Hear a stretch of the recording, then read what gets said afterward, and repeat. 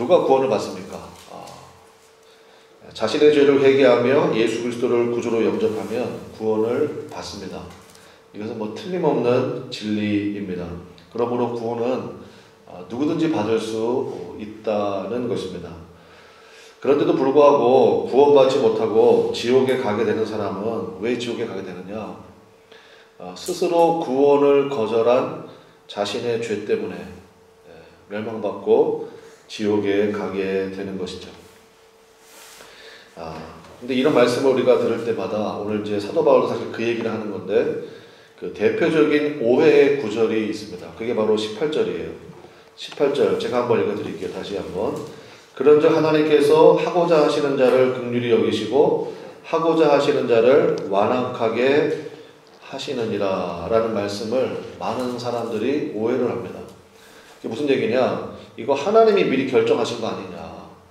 하나님이 어떤 사람은 긍휼히 여기시고 어떤 사람은 완악하게 여기셔서 완악하게 만드셔서 그렇게 해서 된 거니까 이거는 우리 특별히 이제 장로교에서 많이 말하는 예정론 이런 거 있거든요. 그 장로교 제가 이제 신학교 공부할 때 그걸 한번 제가 본 적이 있는데 이게 신앙이 좀 그렇게 극단으로 나가다 보면 그 칼빈 장로교의 그 기초를 세운 분을 존 칼빈 이렇게 우리가 이해하긴 합니다.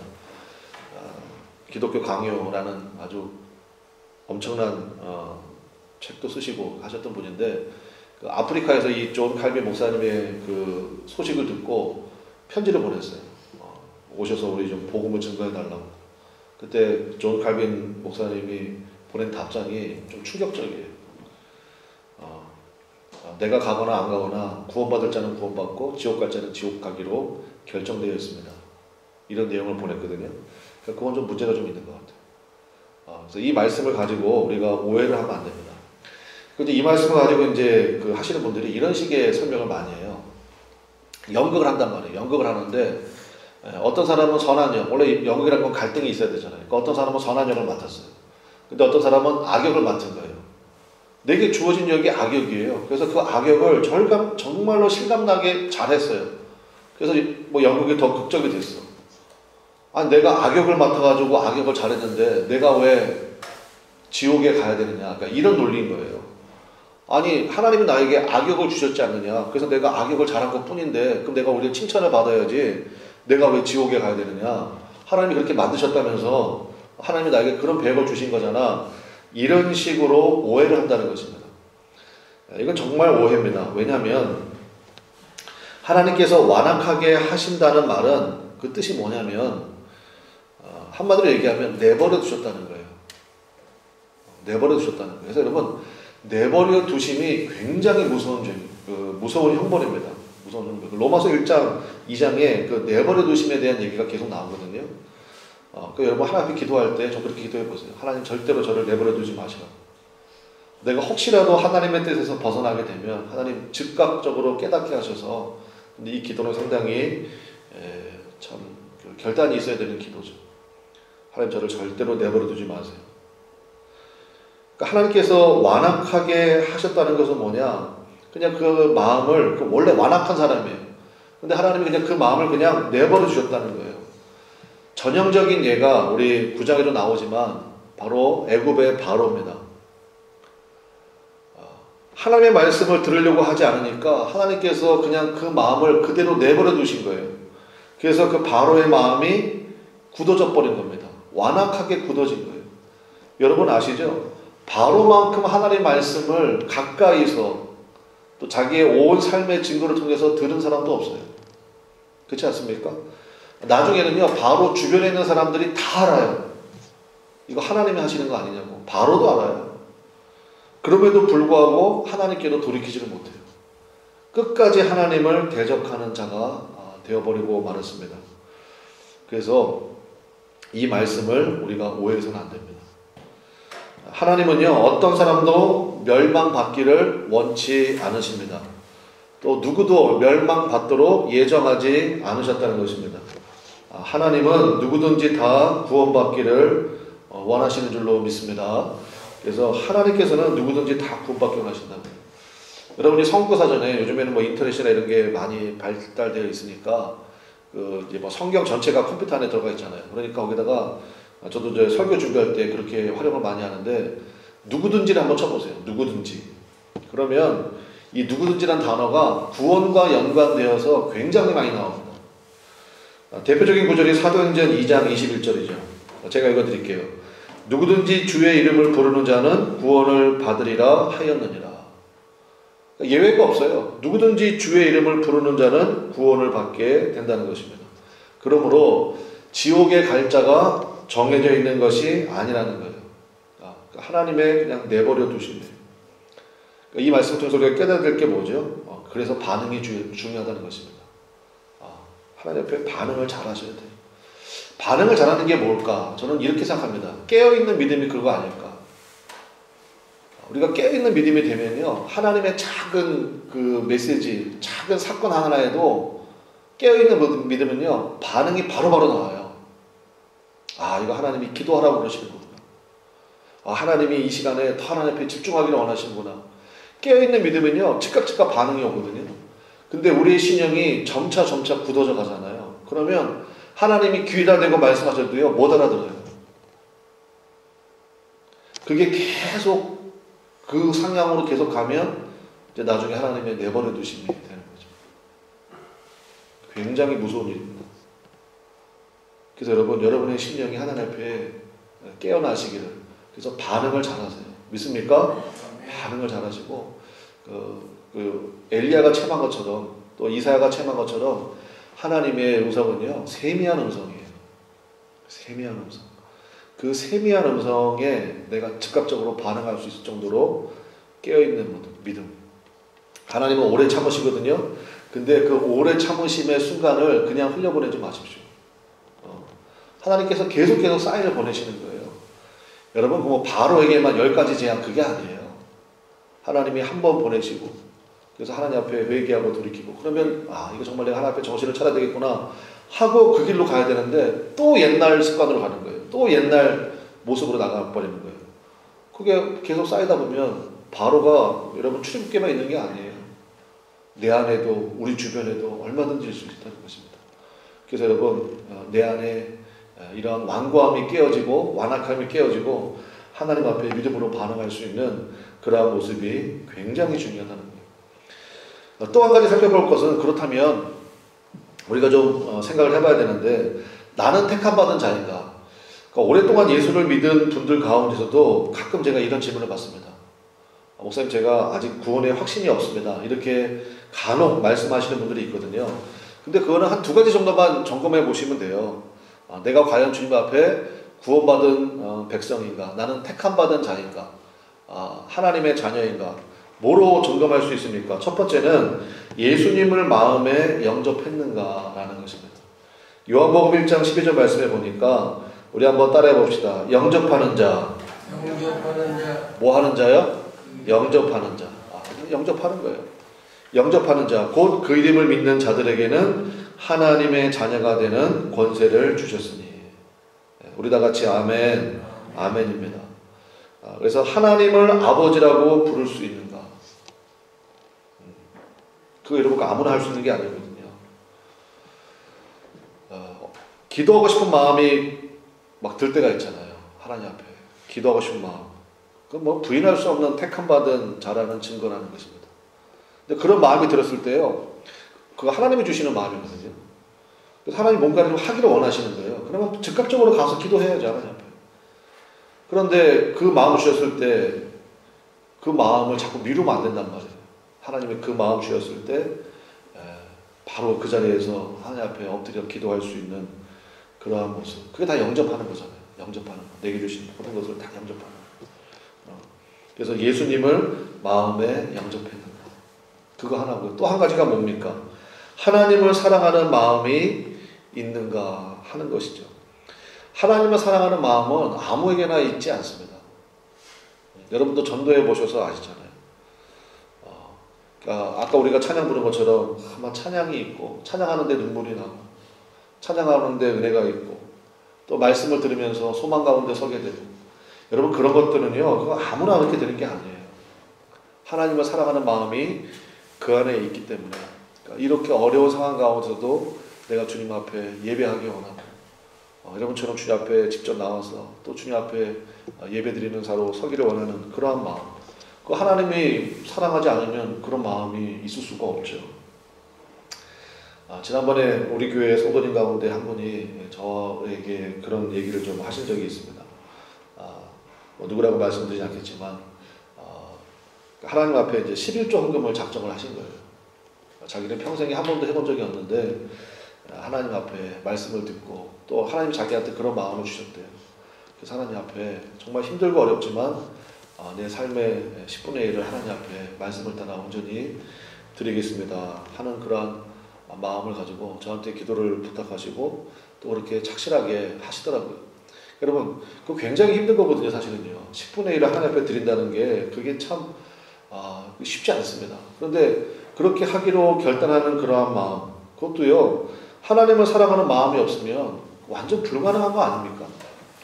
그렇잖아요. 불가능한 건 아닙니다.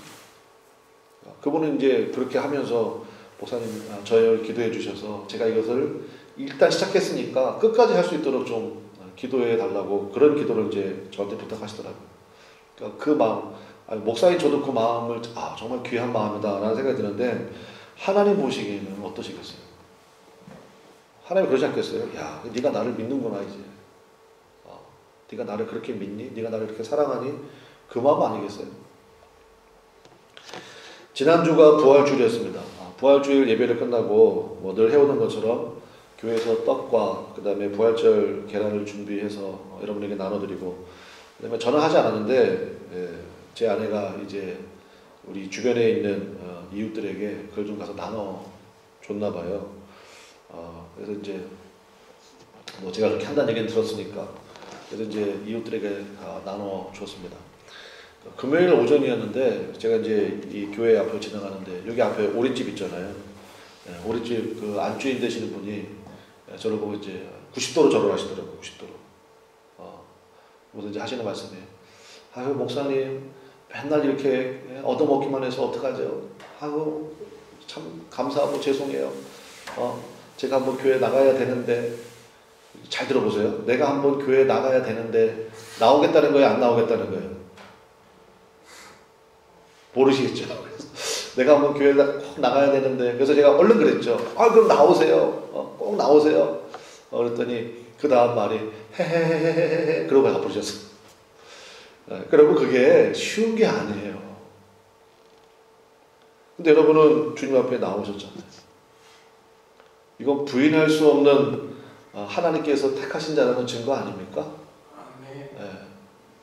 왜 아멘을 장모님만 하세요? 장모님만 택함 받은 거예요? 아니잖아요. 바로 주님께서 여러분 한 사람 한 사람을 그렇게 사랑하시고 지키시고 보호하신다는 은혜인 줄로 깨달으시기를 바랍니다.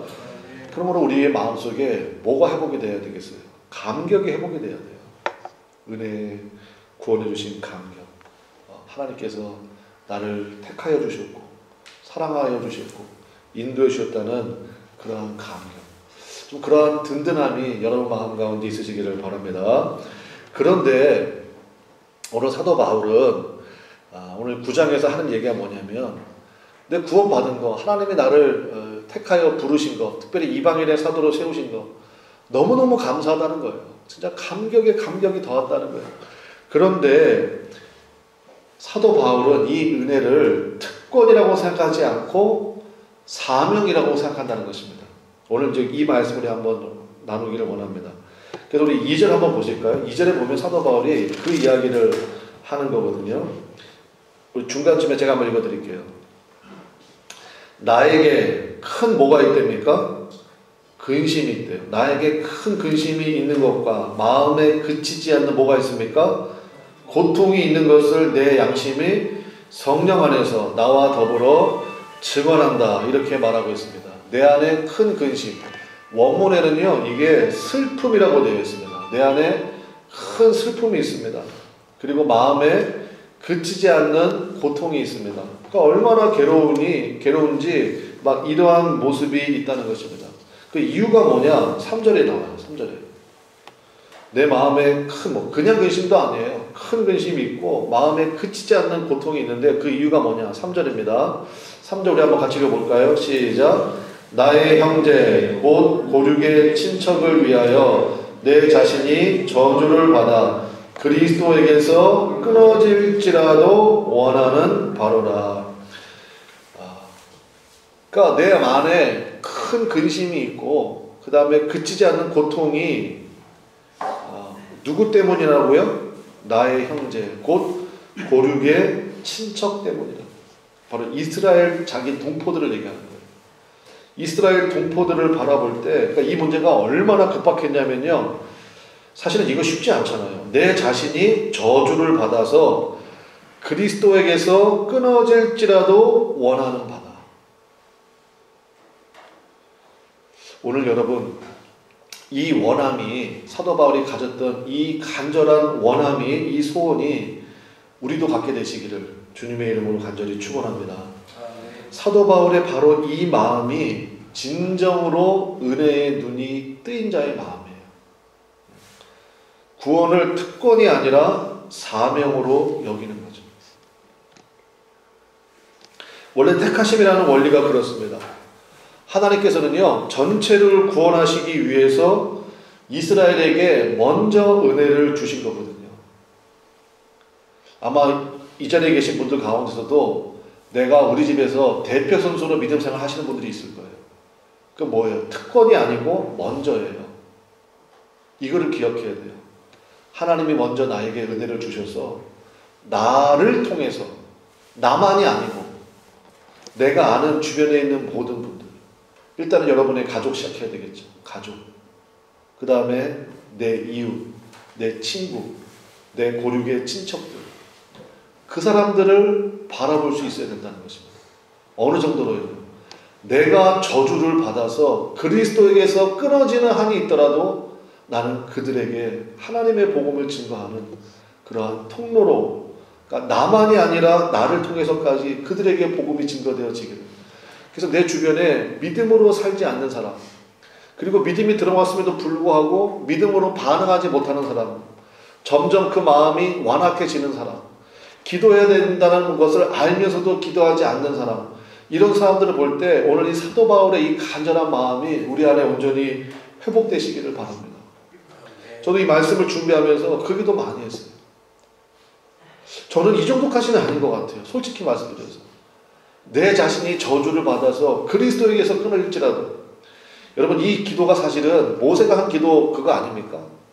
모세가 하나님께서 굉장히 진노하셨죠.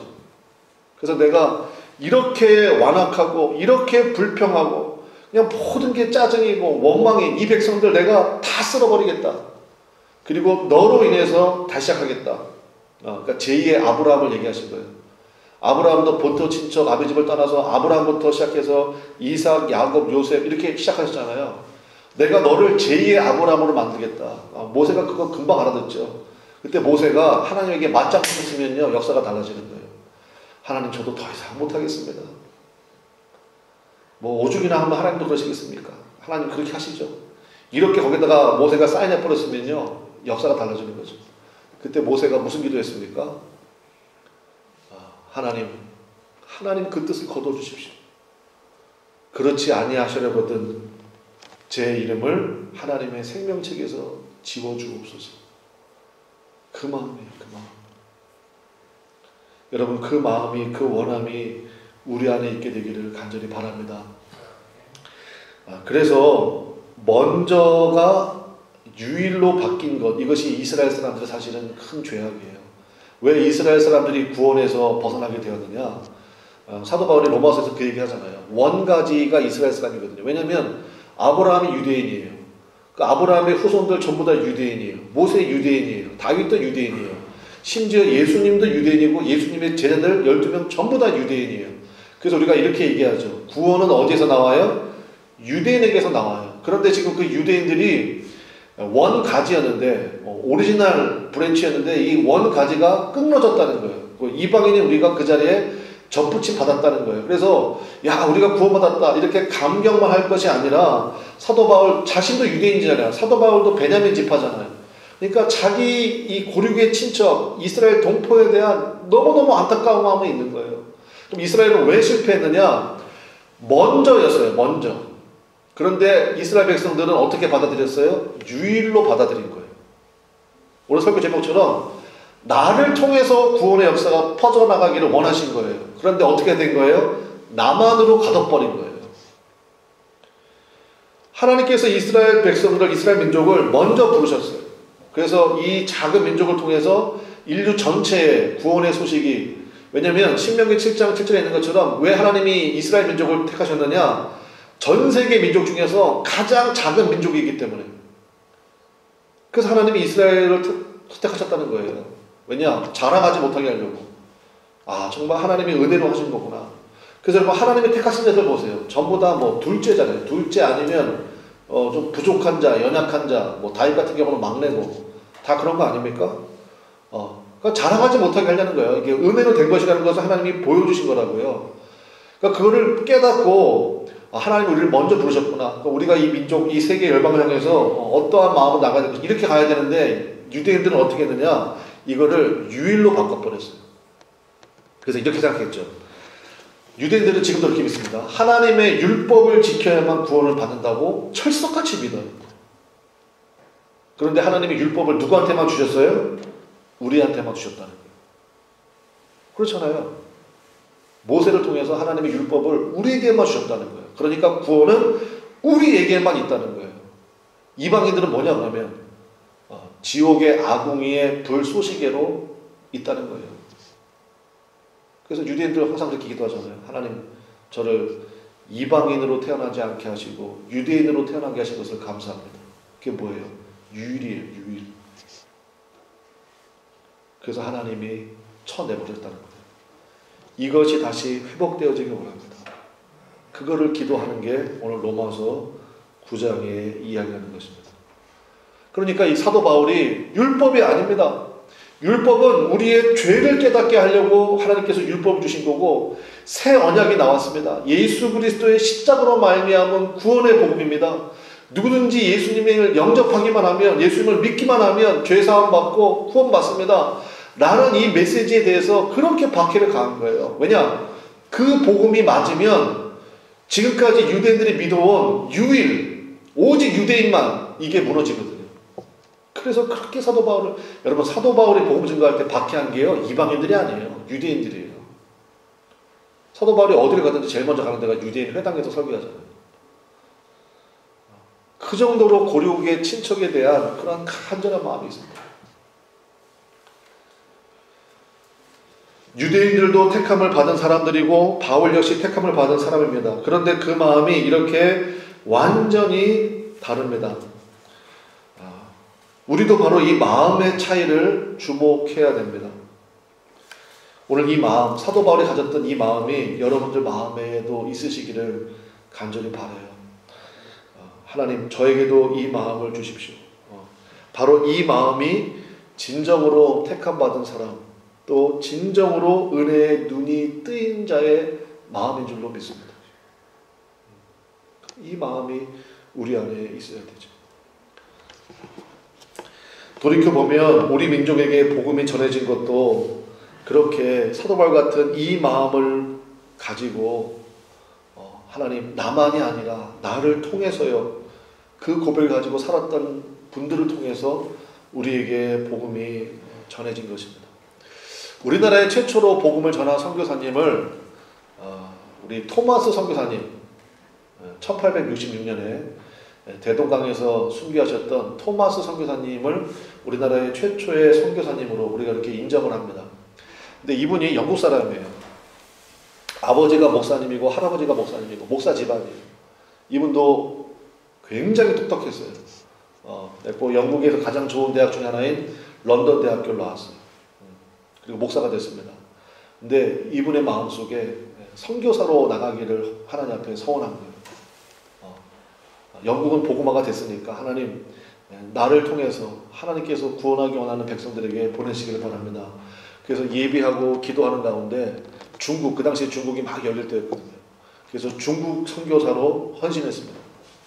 그래서 이제 갓 결혼했거든요. 그래서 토마스 선교사님하고 20대 후반의 나이에 그 다음에 사랑하는 아내와 이제 중국으로 온 거예요. 선교로 왔는데 이제 아내가 임신이 됐는데 여러분 영국과 중국이 수준 차이가 많이 나잖아요. 그 다음에 가면요 선교사님이 그 당시에 가면 지금처럼 무슨 뭐 인터넷이 있는 것도 아니고 무슨 구글 번역기가 있는 것도 아니고 가면 제일 먼저 하는 게 뭡니까? 그 나라의 문화 배우고 그 나라의 음식 먹는 거, 그 다음에 그 나라의 언어 배우는 거 이거 해야 될 거 아니에요.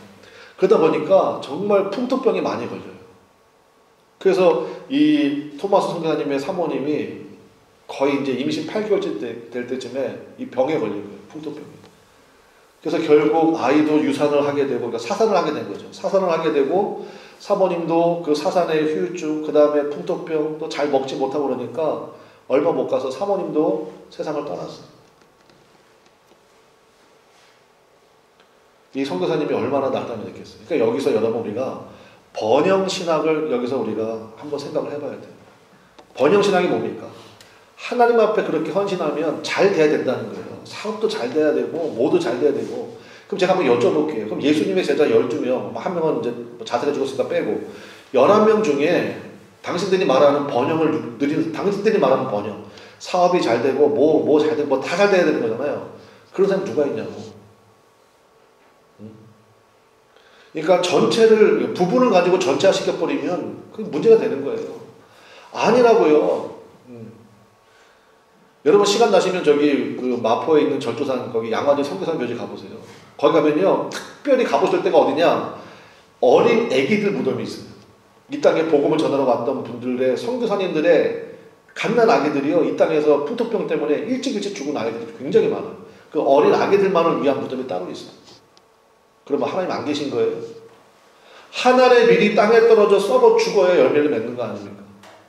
그래서 이런 일을 당했다고. 그러니까 그런 거 볼 때 토마스 선교사님 도대체 신앙생활을 어떻게 한 거예요? 기도를 어떻게 했길래 사모님이 풍토병을 당하고 그냥 번영신학에 하면 그냥 애가 숨풍숨풍 나와야 되는 거예요. 건강해야 되는 거고 어떤 병이 들어와도 강건해야 되는 거고 절대 그렇지가 않다고요.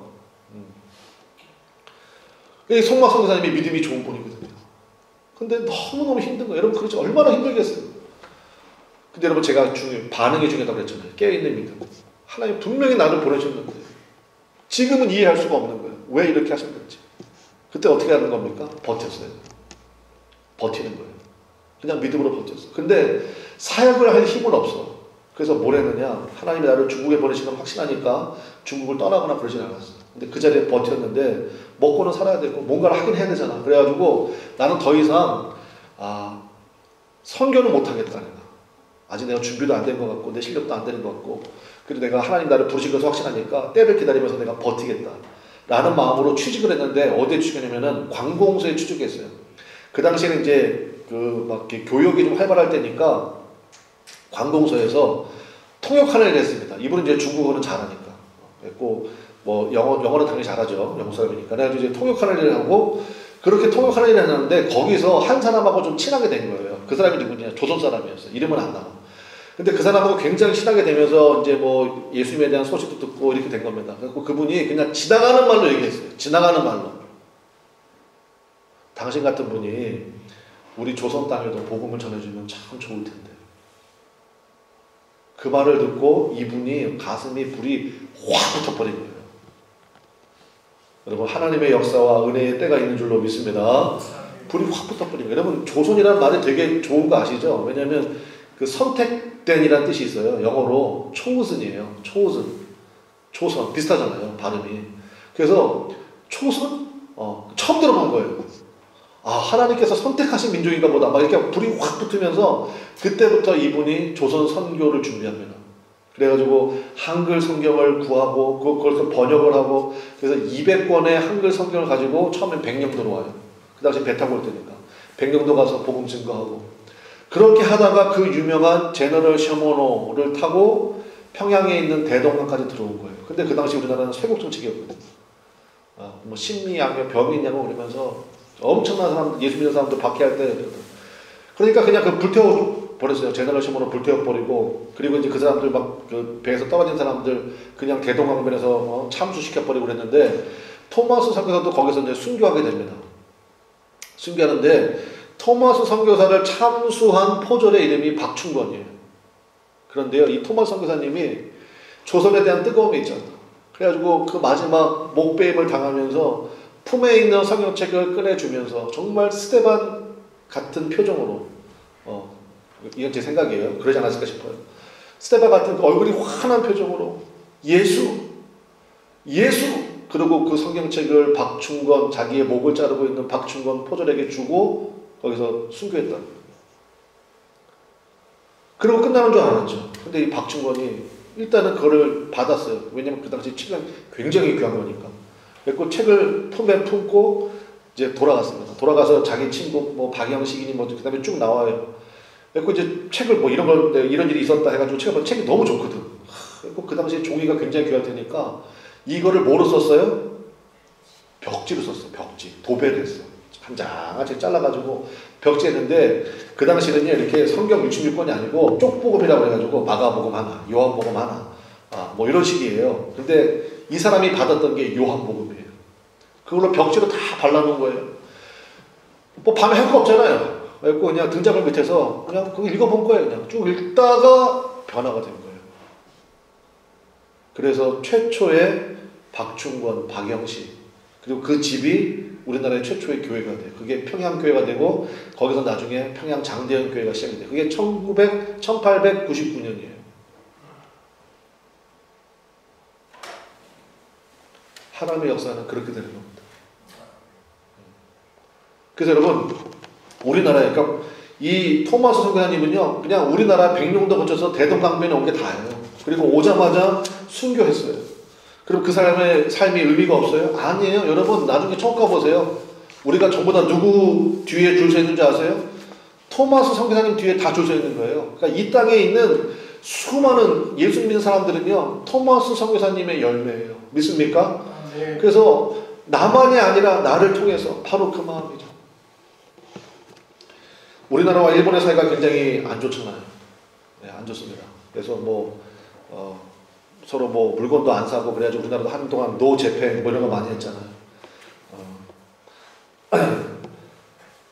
이제 제가 가끔 말씀드린 제 신학교 동기 중에 일본 선교하시는 우리 이상덕 선교사님 계신데 가끔 저한테 메일이 와요. 근데 이제 이런 메일이 있었습니다. 이제 한국과 일본의 관계가 너무 이제 힘들어지고 있을 때 그 이제 극단적인 말을 하는 분들 있잖아요. 그러니까 이런 얘기를 들은 거예요, 선교사님이. 저 일본 것들, 저거 후지산 화산이 폭발해가지고 저거 다 하나님의 심판을 받으면 좋겠다고. 그 얘기를 이게 선교사님이 들은 거예요. 그러고 나서 너무너무 가슴이 아픈 거예요. 어떻게 예수 믿는 사람 입에서 저런 얘기가 나오느냐. 그 동기 목사님들, 일본에 하나님을 알지 못하는 얼마나 많은 영혼들이 있는지 아느냐. 일본을 위해서 기도해달라. 그 메일을 보는데요. 진짜 가슴이 뭉클하더라고요. 저는 그런 얘기를 한 적 없지만 미워는 했잖아요. 일본에서 저는 왜 저러지 도대체 저 인간들은. 근데 그걸 보고 나니까 회개했어요. 저 후지산 화산이 폭발해가지고 저것들 하나님이 싹 쓸어버렸으면 좋겠다. 그건 절대로 하나님이 주실 마음일 리가 없죠. 여러분 우리는 다른 거 다 그만두고 우리 식구부터 합시다. 우리 식구, 내 고륙의 친척, 내가 아는 분들, 그분들 예수님 영접하지 않으면 하나님께서 그분들에게 하나님의 구원의 손길을 베풀지 아니하시면 하나님이 그 사람들 그냥 내버려 두시면 결국은 완악하게 되어서 구원받을 수 없어요. 지옥에 갈 수밖에 없다고요. 말씀의 결론 맺겠습니다. 절대로 우리가 그 어떤 사람도 판단하거나 단정할 수 없습니다.